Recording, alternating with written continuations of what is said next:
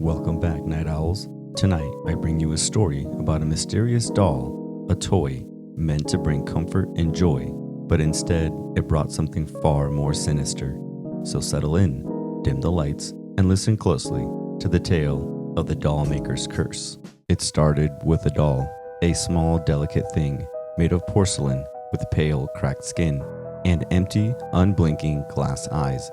The doll was gifted to Olivia, an innocent 7-year-old girl who adored toys and cherished each one in her collection.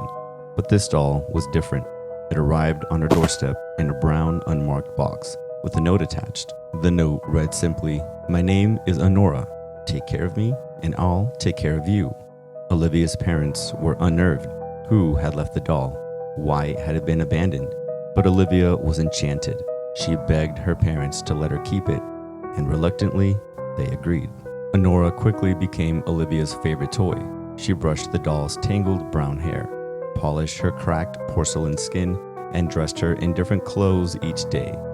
Olivia began to spend more time alone in her room, whispering secrets to Honora, who silently listened with her cold, unfeeling eyes.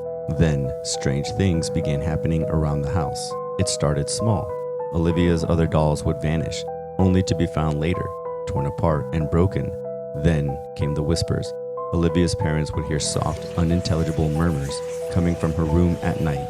They assumed it was Olivia, talking to her doll until they realized she was fast asleep. One night, Olivia's mother swore she saw Honora's head turn on its own. Frightened, Olivia's parents decided it was time for Honora to go. They took the doll, placing her in the attic and locking the door. Olivia was devastated, crying herself to sleep, but her parents felt relieved. They hoped that was the end of it. But that night, something scratched at their bedroom door. It started faint, like the skittering of tiny claws, but soon the scratching grew louder, more insistent, like nails dragging against wood. Olivia's father gathered his courage, opened the door, and nothing was there. But he could feel it. Something was watching. The next morning, Honora was back in Olivia's room, seated on her bed with a new note in her lap.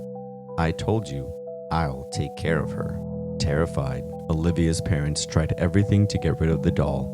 They threw her in the garbage, burned her in the fireplace, even tried taking her miles away to leave her at a dump.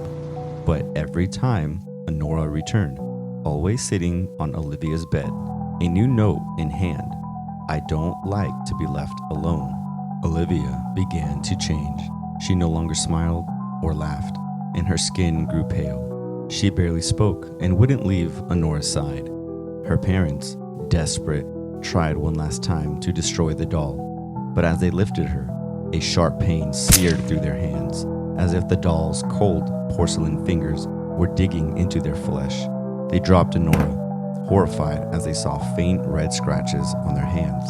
And then Olivia spoke. Her voice was cold, distant, not her own. Honora says you can't take her away. She's part of me now. The days passed, and Olivia's condition worsened. She grew more sickly, her skin translucent, her eyes dull and lifeless, matching the empty gaze of her beloved doll. Finally, in desperation, her parents reached out to a local priest. The priest agreed to perform a blessing on the house and take the doll away. But as he lifted Honora, Olivia screamed, her body writhing as if in agony. The priest shouted a prayer, but the doll's eyes seemed to shift, filling with a dark, unnatural light. "She doesn't want to leave." Olivia shrieked, her voice overlapping with another, an older, sinister voice that seemed to come from Honora herself. With a final cry, Olivia collapsed. The doll cracked. A thin fracture appeared across her face, and something dark and thick oozed from it, staining her dress and pooling on the floor. Honora was gone, but Olivia, she was never the same. Olivia's parents had the doll buried, locked away under layers of concrete. But sometimes, at night, Olivia wakes in terror, whispering the same words over and over again. She's coming back. She's coming back.